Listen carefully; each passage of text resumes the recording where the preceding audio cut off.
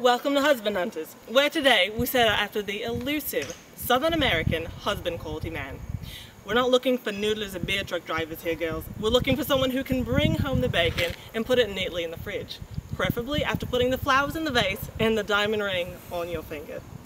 Let's face it, girls, this might be the dream, and Lord knows we all love diamonds, especially the really big ones that throw patterns on the ceilings of nice restaurants. But you probably won't start here unless you do some poaching. And poaching is against the law. Got it? No poaching. The real goal is to find a good one that will get you here. And just like diamonds, sometimes to get a good one, you have to chip away at a few rough edges. So how do we recognize and catch one of these diamonds in the rough? Well, let's start with tracking. Our girls are loose on the streets of America. Can they stay out of trouble? Husband Hunters, Uncut. Small town America. In this case, Larryville, Georgia. This is where they go to work, so this is where we start.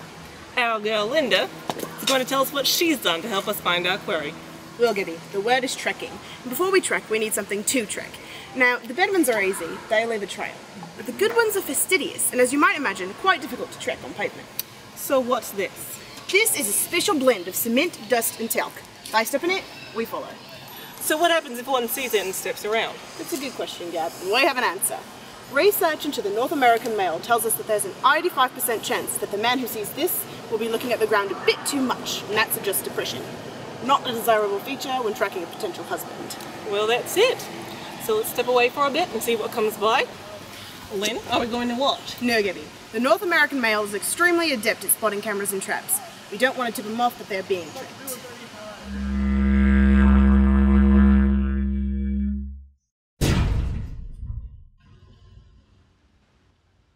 As you can see, lots of activity on the trail this past hour. Linda, as usual, you are the man tracking champ. Now let's see what we have.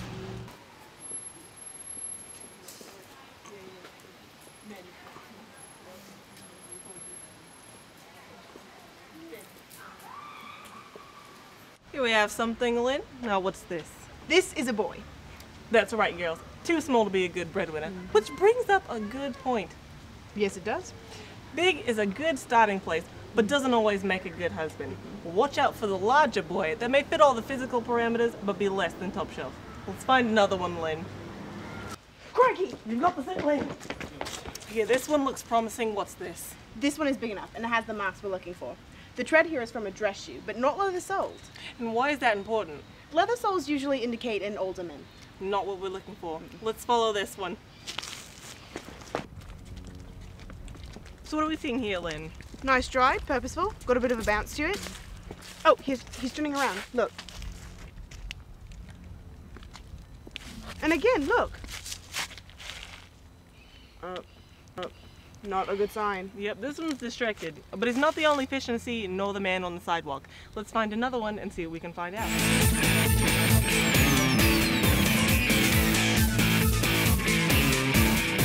Here's one I've been keeping an eye on. It's got a nice even stride, 30 inches each step. And what's that tell us? Perfect 30-inch pace usually indicates military service, almost always a plus. Good work, Lynn. Let's check it out. Well, it's been a good day here in Larryville. We've tracked and clearly identified over a dozen men with husband potential. Tomorrow we'll return to this spot to set some bait and see if we can bring in a few for closer examination.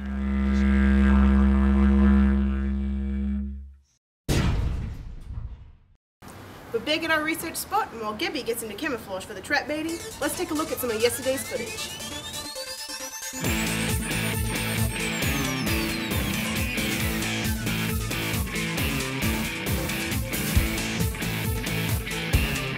While Gibby gets ready, we're going to leave some breadcrumbs, so to speak, to ensure the curry comes our way.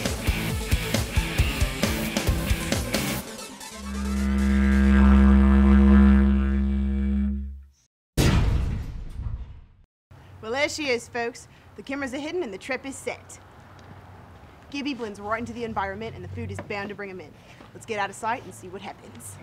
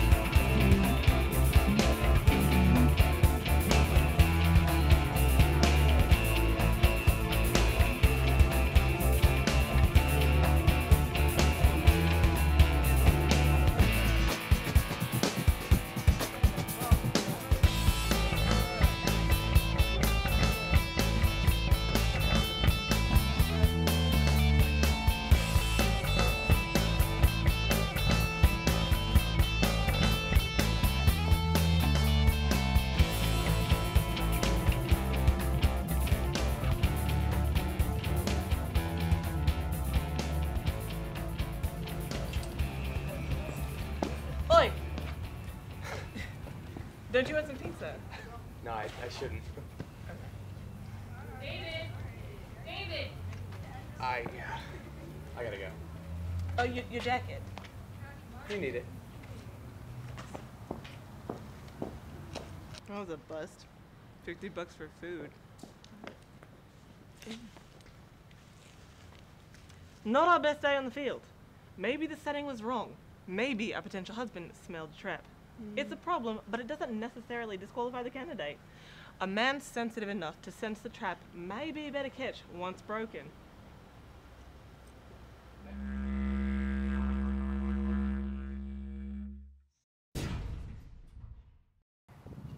Join us next week while Gabby's on holiday and watch Linda show us how to use the proper technique to bring in a potential mate on Husband Hunters Uncut.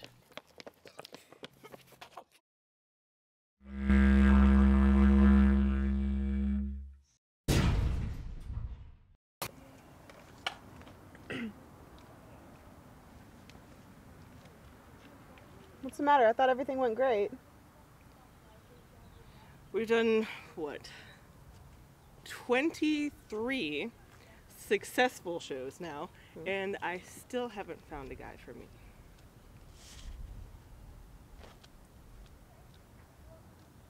Is that thing rolling? No, I'm just checking some settings. Besides, I hadn't got any sound.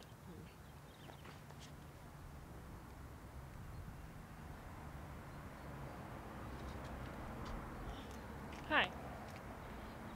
I know that voice. Good, be nice to the locals. That's the voice that called our one prospect away. So I suppose you want your jacket back?